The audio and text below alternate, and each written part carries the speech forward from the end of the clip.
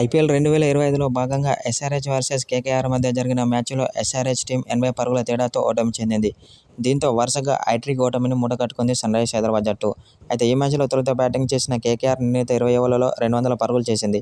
అనంతరం లక్ష్య ఛేదనలో బ్యాటింగ్ చేసిన ఎస్ఆర్హెచ్ జట్టు కేకేఆర్ బౌలింగ్ ధాటికి 120 పరుగులకు కుప్పకూలిపోయింది. దీంతో 80 పరుగుల తేడాతో ఓటమి చెందింది సన్రైజర్స్ హైదరాబాద్ జట్టు. అయితే అనంతరం ఎస్ఆర్హెచ్ ఆటగాళ్లపై కీలక వ్యాఖ్యలు చేసిన ఆస్ట్రేలియా మాజీ ప్లేయర్ అయిన ఆడమ్ గిల్క్రిస్ట్.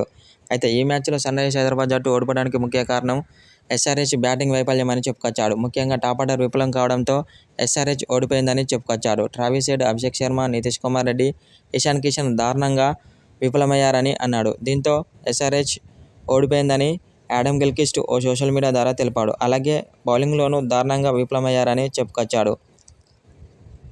అయితే ఈ మ్యాచ్లోనైతే బ్యాటింగ్లోనైతే దారుణంగా విఫలమయ్యారని చెప్పుకొచ్చాడు. దీంతో ఎస్ఆర్హెచ్ ఓటమి చెందిందని ఆడమ్ గిల్క్రిస్ట్ పేర్కొన్నాడు.